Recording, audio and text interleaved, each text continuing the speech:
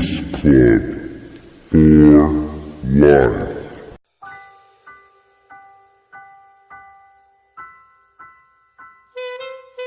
We're going to show off the first place Rogue deck today. It is Phantasm, Spyral, Stun.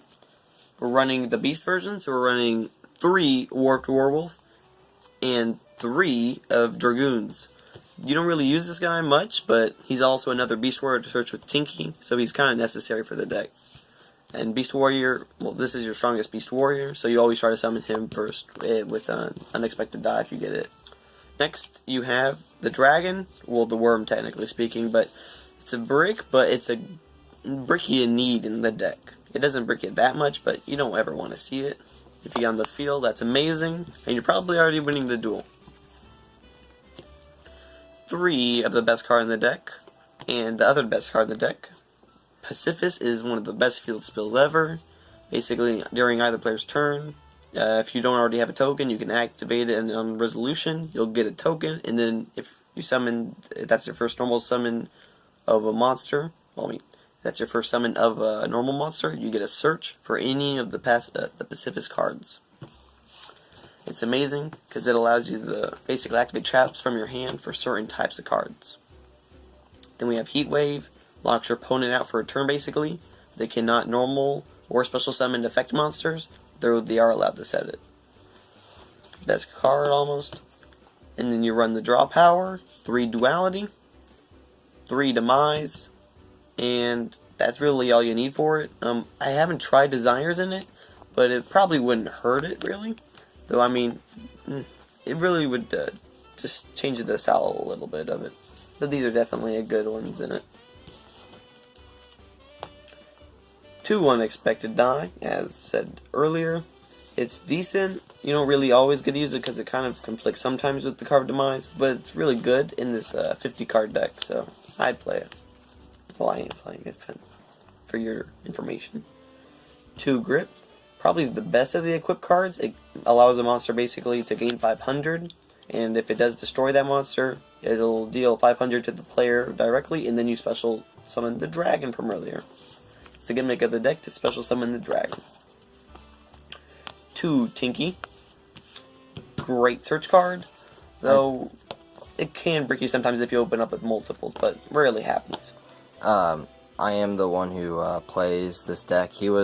Justin was the first one to create it, but when playing this, I made a decision to run 3 at first, to add a Solemn Judgment. I'd probably, in my opinion, just get rid of Solemn Judgment and add 3 of Tinky. Just helps get out your monsters easier. That's all it does. Sure. Go ahead. I understand your reasoning on that one. I personally like it too, but I mean, it really changes for each person. 1 Monster Reborn for a great one of, 1 Spyral Wave, and the Phantasm Spyral Crash. Love this one. This would probably be the worst one of all of them. It's almost, I'd say, the useless almost, but you kind of need it for an extra target to search. And then Crash is probably definitely the second best one. It basically allows your monsters to do piercing damage, and if they do damage, you can special summon the dragon, and then take a card out of your, you can then switch one of your opponent's monster into a defense position. I'm pretty sure. And then onto the traps. Here's the Paleozoic engine, 3 Olenodius, and 3 Canadia. Canadia is a bit underwhelming today, but I mean, it's still a great card to try and stun off your opponent. Like if they try to summon an agent or something, you can always just, if they target this, chain it back to it and then put it face down. Not in that exact situation, but in some situations like that, it'll work great. And Olenodius, probably the best of the Paleozoics, just mystical space type, and that's it. The next 3 traps are the Phantasm ones, Power, and Battle. Battle basically pops the card, and Power basically negates a monster effect and makes it lose 1,000. It's great. I love both of them, and they have great graveyard effects, which are quick effects. And these can also be activated from your hand if you have Pacifist on the field, because it counts as Umi. This is a great card. But you have to have a normal monster on the field. I've tried it. Minimum of one. So even if I've actually learned this recently, if you have a like any sort of extra deck monster that has no effect on it, it doesn't matter. It's still considered as an effect monster. Just as a non-effect. It's not counted as a normal one. That's the major problem. Yes. And I kind of wish that would change a little bit, where they would actually add a normal extra deck monster. It would help this deck a lot. Oh, yeah. Anyway, go ahead. 2 Storming Mirror Force for that, battle phase protection. Great card. I love it. I'd almost put it to 3. I don't know about it. I'm probably going to have to do a little bit more work on it, because I really probably want to put this to 3. So, maybe later on. 2 Vigilance. It's basically like a Solemn Warning. Well, kind of like Solemn Judgment, actually. Without the life point cost, though. All you need is a normal monster higher than level 7, basically. And then, it can negate a spell or trap activation, or a normal summon or special summon of a monster.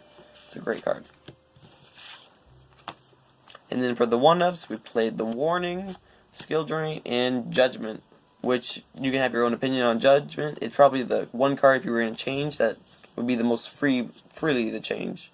Warning's great for the deck. It can negate almost anything, and it helps with the stun variant. And Skill Drain is an amazing card. It's basically necessary for the deck in total, because they're all normal monsters, so you don't have to worry about their effects being negated. And now on to the extra deck.